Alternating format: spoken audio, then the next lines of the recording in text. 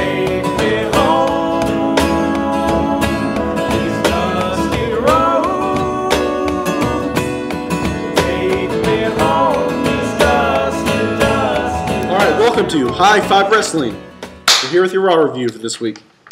All right, guys. It starts out with CM Punk opening the show. First off, we got to start off with this. I saw a fan with a sign that said, Punk 316, I just put you to sleep. What did I say in the pilot? Punk is not Steve Austin. He's not Steve Austin. He has to be somebody else. He can't be this generation Steve Austin. There was only one Steve Austin. He can be anything else. But Punk 316, I just put you to sleep. Somebody grab the Kool-Aid instead of the beer. Pepsi. Also, I like the segment. I thought it did what it needed to do. It set up the two matches that were set up the main event. And also it set up Del Rio and Ryder, which was, what did you think about that match? Well, yep, after that was Del Rio and Ryder. Ryder went out there and pretty much does what he does, lost. Yeah. And, it kind of shows because, Vince didn't, the WWE didn't actually build up Zack Ryder. It was Zack Ryder that built himself. It kind of shows that if unless you do it any other way than how Vince wants you to, well, you're just gonna get buried. If John Morrison, who doesn't even have a contract to the end of November, has a title shot and you don't, you're pretty low on the mid card. Zack Ryder's a lower mid card that doesn't deserve a title shot. Deal with it. I'm looking forward. Fans. I think we should have seen Ziggler interfere. We could have went a different route. We didn't have to see him job so quick and look so weak. If Ziggler interfered, it would have affected his match against CM Punk. Okay, next match. Sheamus versus Jack Swagger. This is when I started to notice that Booker T was actually on commentary because the King messed up his vocal cords at Survivor Series. And the only reason I noticed is because Booker T, every 5 seconds, says, wow. Anytime Ryder got a punch in, wow. Anytime Del Rio put him in a 2 count, wow. Just all you ever heard from him was, wow. Wow. Some pretty epic commentary from Booker T. But as good a commentator as he was a wrestler. I thought Sheamus versus Swagger was a pretty good match. I mean, we saw it last week. We also saw it in Survivor Series. We didn't get to. It would have been nice to just have a reason for the match. Have Sheamus, pin Swagger for the 1, 2, 3, and that's why Swagger wants to match with him. But we saw the match. It was athletic but predictable, kind of like this Raw. You needed some filler. Yeah. In between all the John Cena promos, but we'll get to that later. Yeah, right now I think it's kind of Sheamus just has Swagger's number because they're similar wrestlers. Sheamus is just more over with the crowd. He's the face, and no one thought Sheamus was going to lose. So it's kind of, predictable. Okay. So, because I'm not going to let DW talk about this. Next out, Kevin Nash came out and cried. Epic. He cried because Triple H was his boss and wasn't his friend. He mentioned Scott Hall for the first time because they've been acting like he doesn't exist. Scott Hall. I mentioned him 3 more times. Deal with it. Anyway, Kevin Nash came out and bitched and moaned. Bring Triple H back so we can attack him already. I'm sick of Kevin Nash taking 5 minutes of airtime to bitch and complain that Triple H was a boss because he was given the general manager job. Yeah. Put him up. The next match, we have Kofi Kingston versus Wade Barrett. It was a good match. Predictable. Also, anytime Randy Orton gets in the ring or gets anywhere near anything, gets in the ring, the match is going to suck. Or Randy Orton's going to be boring. So I knew Wade Barrett was going to win. It was kind of predictable, just like the last, every single match on this card. So I thought overall it was pretty good. Viva la Wade Barrett. No. Wade Barrett. Barrett. No. Viva la Wade Barrett. No. Anyway, next up, Cody Rhodes went up against Santino Marella. Squash match. Santino used the job. Yeah. You got to wonder why he's around other than advertising plugs. Yeah, the most important thing about this match is it started the rivalry between him and Booker T.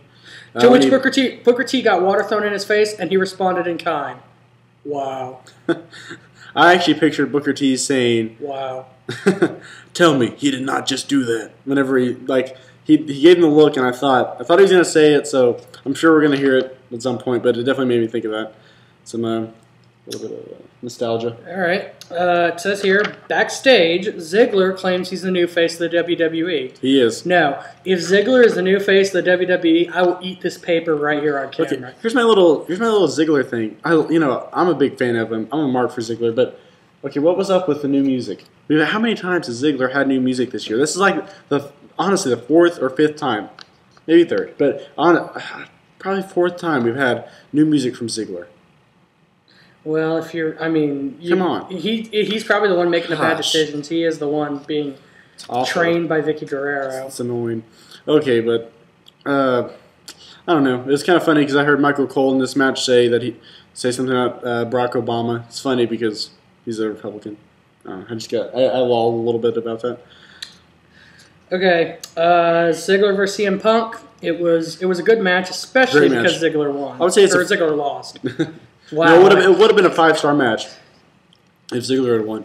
I think it was about a 4-star. It was really good. It was a 5-star match because Ziggler lost. It was a 4-star. I like CM Punk as long as they don't try to take him down the Austin route, like fans are trying to do with their signs.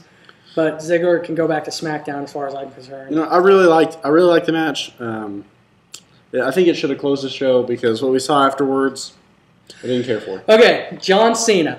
For one, if I hear the Flo Rida song, Good Feeling, one more time,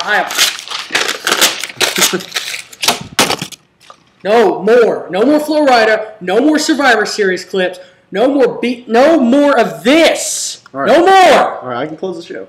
You're not going to close the show. Okay. All right. So, overall, it was an okay segment, I thought. For some reason, I really actually enjoyed what John Cena had to say, but, it was kind of they should have turned him heel, and it would have been a really good segment if he was a heel. And I think that Miz and Truth breaking up, I think it was probably in part because I thought it was a dumb decision until I found out, today that R-Truth has been placed on a 30-day leave thanks to synthetic marijuana. Yeah, so they had to do something. I think they could have made it to where Cena injured him and kept the You can't be that crazy without outside influence. Yeah, but Want me again? But overall, DW gives this Raw a 6 out of 10. Oh, 6 out of 10. And so I thought it was pretty good overall.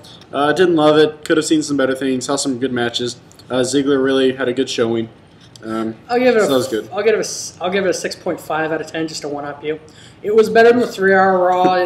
We didn't have to waste as much time waiting through poor cameos and filler matches to be rocked. Yeah, and I gotta riot a little bit because we didn't see Brodus Clay, which we've been promised with the past 3 weeks. We didn't see Jonah Hill, which I'm not really complaining about because he's not fat anymore. I'm giving the thumbs up for no Jonah Hill. We might possibly see Kane. We might possibly see Undertaker. If Kane comes back masked like the promo predicts, then it could be the first step in the right direction. That'll be really good. A really great feud between him and Mark Henry. That's in the future if that happens. So all in all, some really good things. Here are my 5 most positive things about Raw. All right, we saw the WWE doing something different with The Miz, so maybe he'll get pushed as a singles competitor. I'm not sure what they're going to do, who's going to be face and heel in that little feud, but we're doing something different with The Miz, and he's definitely a big talent, and he's a former champion. We saw the Barrett Barrage continue.